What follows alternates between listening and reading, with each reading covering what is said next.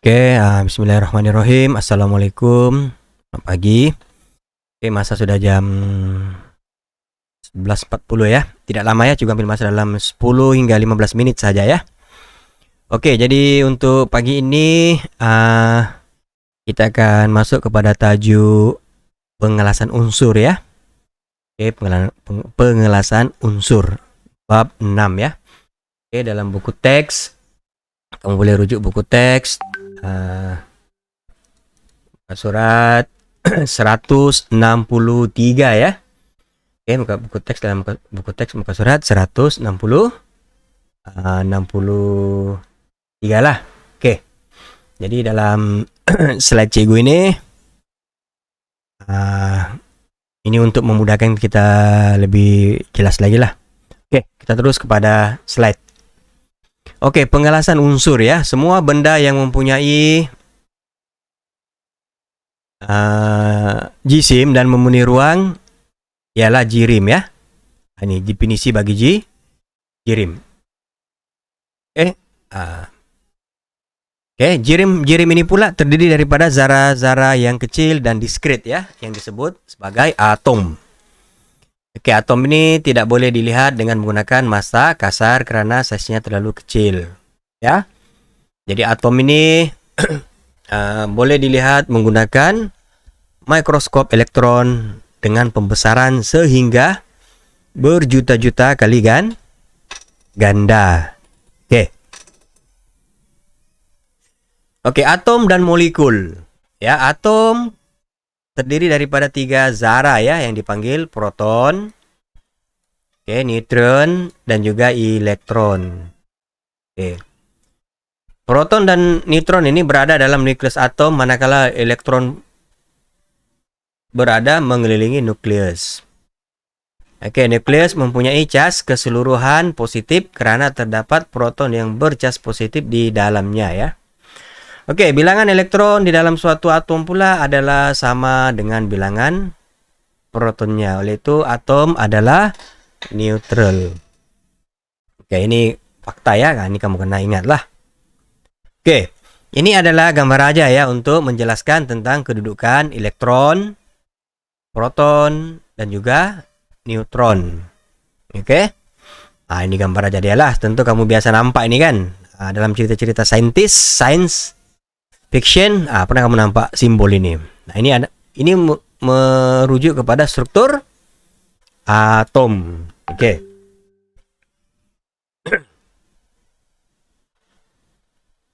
Atom. Ya, atom.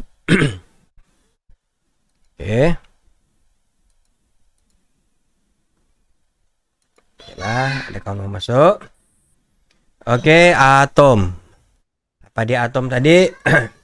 Yang baru masuk itu kamu dengar ya penerangan cikgu. Atom. Atom. Saintis ya yang bernama Johnston Stoney telah mencipta perkataan elektron pada tahun 1981. Perkataan nukleus pula berasal daripada perkataan Yunani yang bermaksud little nut. Unsur. Unsur ialah bahan yang paling ringkas. Unsur tidak boleh diuraikan secara kimia ya kepada 2 atau lebih bahan yang lebih ringkas lagi. Terdapat hanya satu jenis zara ya dalam setiap unsur. Selain besi dan juga oksigen ya. Selain besi dan juga oksigen. Sebentar ya, sebab dalam paparan cikgu ini yang terdisplay dengan kamu nih lain pula ya. Sekejap cikgu betulkan dulu.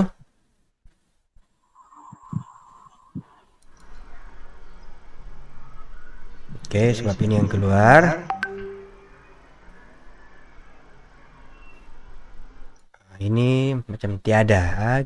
Sebentar.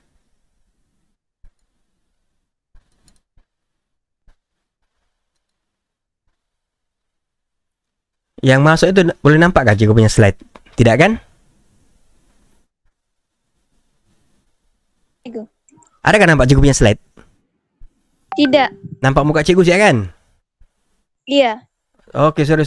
Salah share. Cikgu tersalah share sudah ini. Sebentar ah.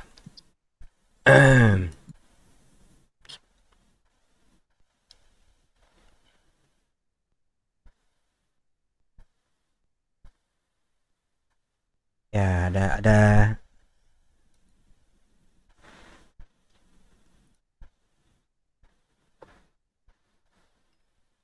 tidak present, patutlah. Ayah.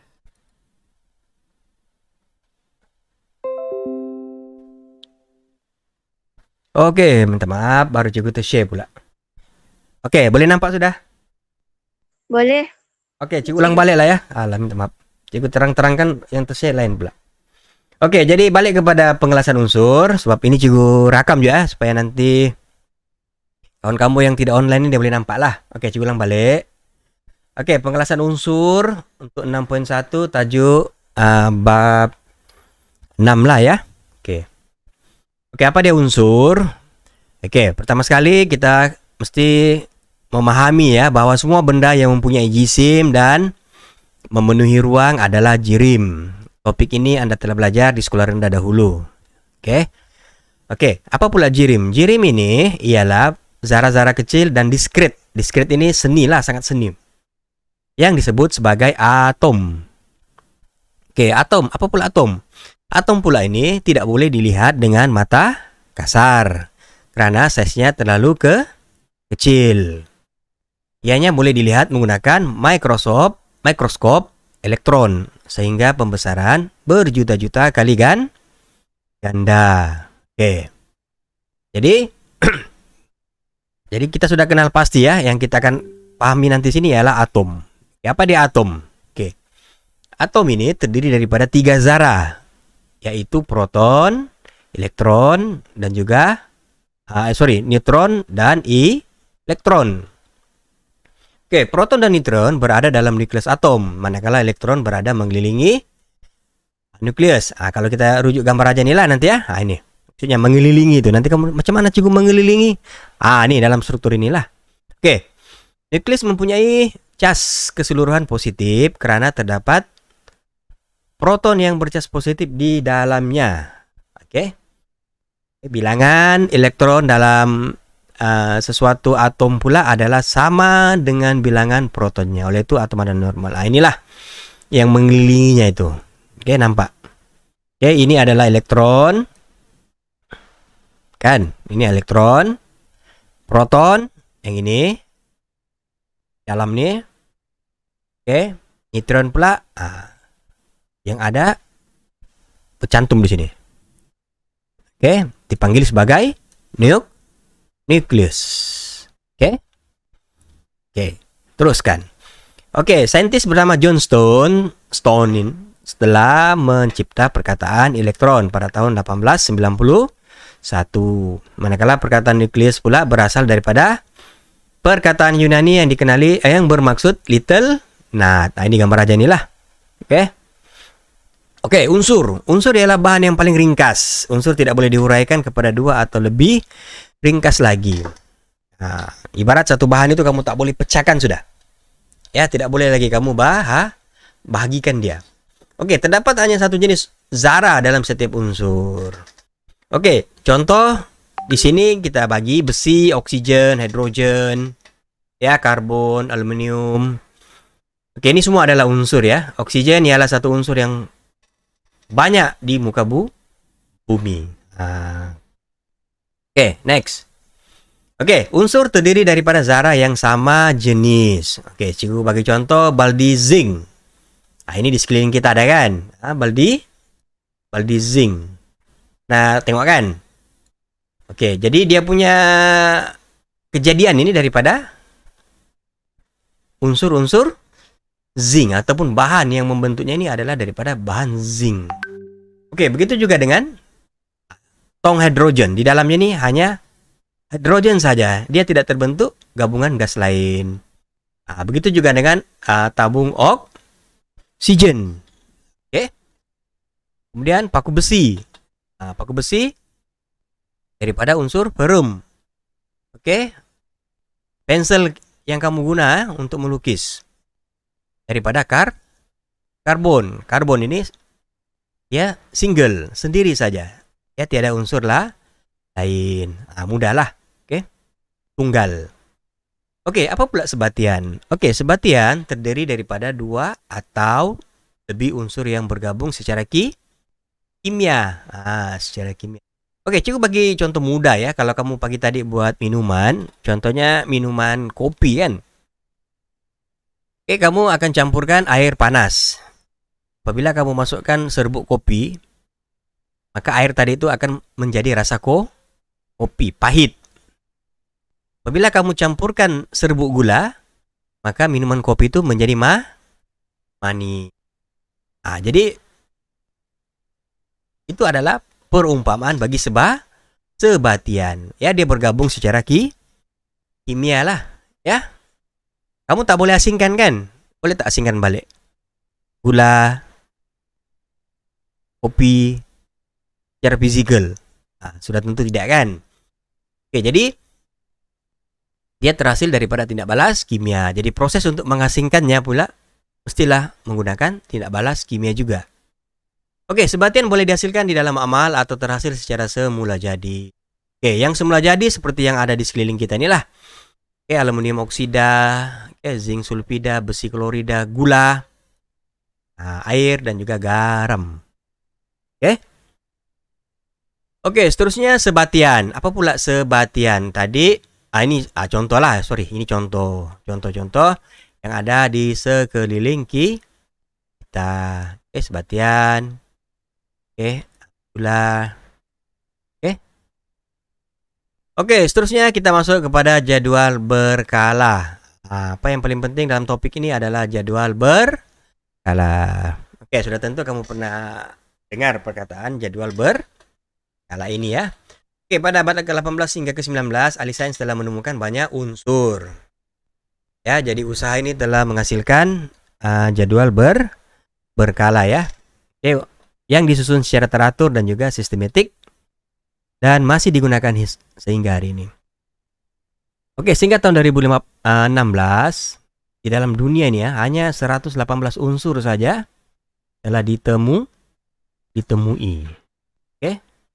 Maksudnya betapa besarnya dunia ini, hanya ada 118 unsur yang telah ditemui. Oke, kita jangkakan mungkin 100 tahun, 200 tahun akan datang, adalah unsur-unsur baru ya, yang ditemui. Oke, mari kita lihat apakah itu jadwal berkala. Oke. Jadi dalam jadwal berkala, dalam buku teks kamu boleh nampak. Oke, disinilah semua unsur yang ada di atas muka bumi ini disenaraikan. Oke, mananya di sini unsur yang tiada di atas muka bumi ini tidak adalah namanya dalam jadwal ini. Oke, untuk kita memahami jadwal berkala ini, pertama sekali kamu lihat petunjuk ini. Oke, ini petunjuk. Dalam jadwal berkala ini telah diletakkan. Oke, bahan itu sama ada dalam bentuk logam, separuh logam ataupun bukan logam. Oke. Untuk membaca jadwal berkala logam unsur yang ada di dalam, dia akan bagi seperti ini. Oke. Juga highlight di sini. Oke, nomor proton ini atas inilah, cukup besarkan dulu lah kalau boleh.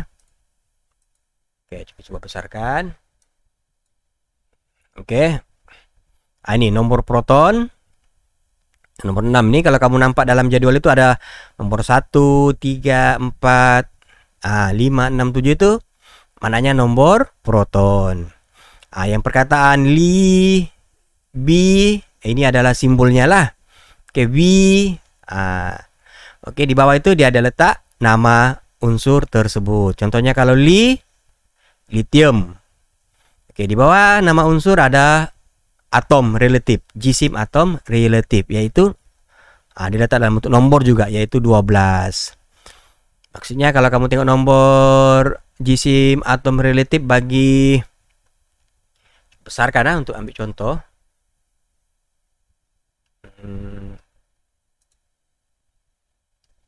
Ini kalsium. Kalsium nih kan. Ca ini kalsium, dia punya jisim atom relatif adalah 40. Yang nomor di bawah ini dia tidak sama. Tapi nomor di atas ini dia berurutan. 19, 20, 21. Oke. Itulah. Oke, kalau kita kaji ya jadwal berkala ini. Oke. Jadi biasanya kamu perlu paham dia punya apa nama ini? Oke, sebelum itu kita tengok ada nomor besar di atas kan, 1, 2, 3, 4, 5 kan. Ini dipanggil apa? Ini dipanggil lajur. Betul? Lajur 1, lajur 2, 3 sampai lajur 18. Oke, ada pula yang lurus melintang ini. Ini kamu tahu lah, ini dipanggil baris. Baris 1, 2, 3. Ada berapa baris semua? 1, 2, 3, 4, 5, 6, 7. 7 baris, 18 lajur. Itulah ciri-ciri jadwal berkala. Oke, cukup harap kamu jelaslah apa yang juga terangkan ya. Oke, seterusnya. Oke, pada masa lalu terdapat ini kamu boleh baca apa yang juga terangkan. Oke, kenapa ada bunyi-bunyi ya? Kalau kita tengok jadwal berkala ini ada gen kan, hidrogen, nitrogen, gen. Inilah dia punya sejarah kan. Oke, unsur-unsur tersebut diberikan nama berakhir dengan gen, berasal dari perkataan generator. Generator ya. Oke, hidrogen maksudnya generator. Generator ini penjana, pembuat. Nitrogen penjana. Itu dia punya sejarah lah di sini ya. Oke. Seterusnya, hari ini nama-nama unsur yang baru ditemukan perlu disahkan dulu. Ini badan dunia yang mengesahkan.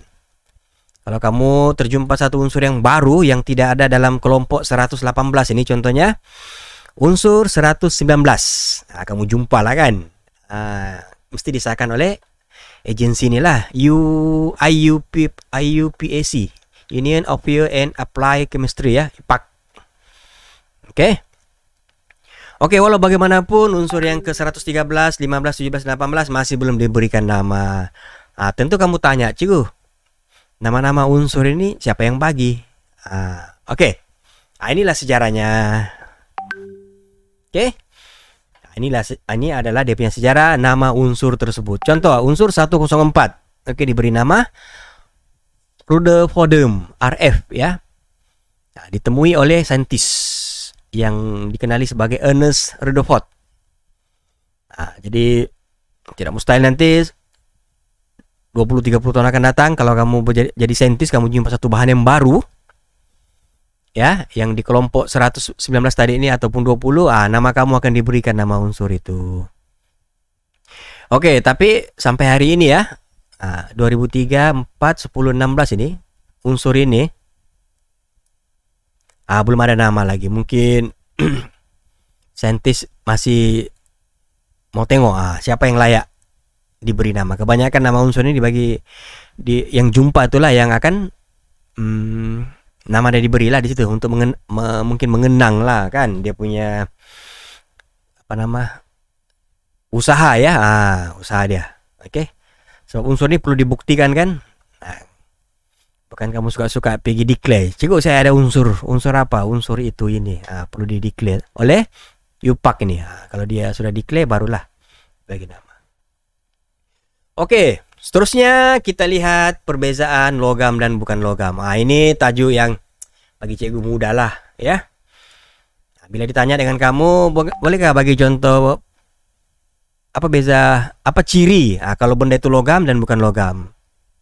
Tentu kamu akan kata, cikgu logam berat, bukan logam ringan. Lagi? Cikgu logam cikgu keras, bukan logam lembut. Oke, betul. Semua jawaban yang kamu nyatakan tadi itu betul. Oke, tetapi dalam sains untuk kita bezakan logam dan bukan logam ini, kita menggunakan jadwal. Ini ya. Oke. Jadi perbezaan logam dan bukan logam ini kita akan lihat dari sini.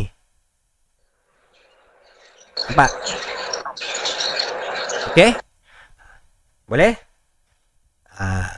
Oke, walaupun ada 2 orang hadir, terima kasih. Oke, jadi perbezaan di sini kita akan nampak.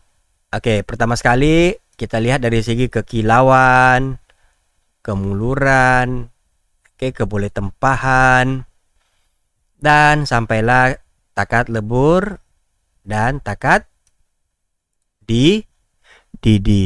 Kalau kilau, logam ini berkilau, bukan logam pudar. Oke, jadi untuk semua ini kamu ingat, hafal. Kalau ditanya apa beza dari segi kekondaksian haba, kamu beritahu logam baik, bukan logam lemah. Kalau dari segi takat lebur, takat didih, logam cukup tinggi, memerlukan suhu yang tinggi baru dia lebur. Kalau bukan logam, kita tidak perlukan suhu yang tinggi, dia sudah lebur. Oke? Alright, kita teruskan. Oke. Dalam jadwal berkala tadi, cikgu balik ada perkataan separuh logam. Betul. Sedangkan di sini kita bincangkan pasal logam dan bukan logam. Bagaimana pula separuh logam? Oke, terdapat unsur yang tidak dapat dikelaskan sebagai logam atau bukan logam. Contohnya germanium dan juga silikon. Oke, kenapa? Karena ada ciri logam dan ada juga ciri bukan logam. Jelas? Jelas lah kan? Jangan tanya lagi. Kenapa dia cikgu dikelaskan sebagai separuh logam? Sebabnya dia ada ciri logam dan bukan separuh logam. Jadi dalam gambar aja ini nanti kamu kaji ya. Dalam jadwal berkala itu ada. Ada beberapa unsur ini dia masuk kategori separuh logam. Nanti dalam soalan dia minta kamu bagi nama, apa nama logam itu. Jadi tengoklah gambar ini kan, panduan ini. Oke, seterusnya mana sudah tadi kita berhenti. Oke. Logam aluminium. Ini contoh-contoh lah sudah ya. Aluminium ya. Ini kamu baca saja. Besi. Ini ciri-cirinya kan. Tadi ada ciri-ciri di sini kan. Ini ciri-cirinya. Oke. Kuprum. Ini kuat, tahan karat, mulur, mudah dibengkok. Konduktor elektrik yang baik. Oke. Zinc. Ini dibuat atap rumah kita kan. Konduktor elektrik yang baik juga. Oke, bukan logam. Ini kita ambil contoh. Iodin. Ya, iodin. Warna hitam, beracun. Oke, digunakan dalam perubatan untuk mencegah luka daripada jangkitan bakteria. Oke, bukan logam lain, klorin. Ya. Oke, sulfur. Karbon. Oke, karbon. Oke, itulah antara contoh-contoh logam dan bukan logam. Oke, kita mau sampai di ujung sudah. Menghargai ketertiban unsur yang wujud dalam alam ini. Oke, pelbagai unsur semula jadi yang ada di muka bumi ini memberikan faedah kepada manusia. Pertama sekali, inilah. Ya. Oke, barang emas, perak dan juga perhiasan. Oke, seterusnya dalam bidang pengangkutan, kesehatan, perubatan dan juga pertanian serta perindustrian. Oke. Jadi kita harus menghargai jasa lisan yang telah menemukan dan juga menyusun jadwal berkala tadi kan. Mereka banyak menghabiskan masa ya. Bukan sekejap, berpuluh-puluh tahun. Oke, inilah 6 saintis pertama ya. Kita boleh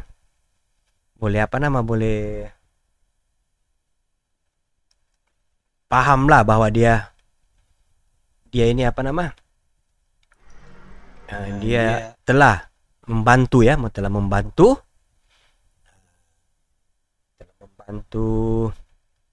kita lah pada hari ini ya untuk mengenal apa itu unsur. Oke, jadi untuk hari ini setakat di sini saja.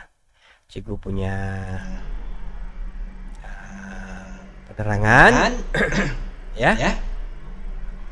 Oke, sebentar cikgu mau record kita punya ini. Oke. Ini masuk dalam rekod kita lah ya. Oke, ada 2 orang pelajar, tidak apa, mungkin akan datang lebih ramai lagi yang berminat lah. Oke. Jadi selepas ini Ciku akan buat kayak seperti inilah. Lebih menarik lagi kan? Oke. Panjang juga 25 menit. Ciku mau dengar suara kamu boleh? Boleh Ciku. Oke, terima kasih. Jadi harap-harap sesi PDPR akan datang ada lebih ramai lagi lah yang join kan. Oke, jadi untuk pagi ini itu saja. Terima kasih banyak yang hadir. Latihan nanti juga akan lakukan dalam grup. Oke, apa yang kita buat pagi ini? Ciku buat rekaman. Ciku paham semua tidak boleh online, mungkin dia boleh tengok nantilah. Ya. Oke, itu saja untuk hari ini. Terima kasih. Assalamualaikum warahmatullahi wabarakatuh. Waalaikumsalam Ciku. Salam Ciku.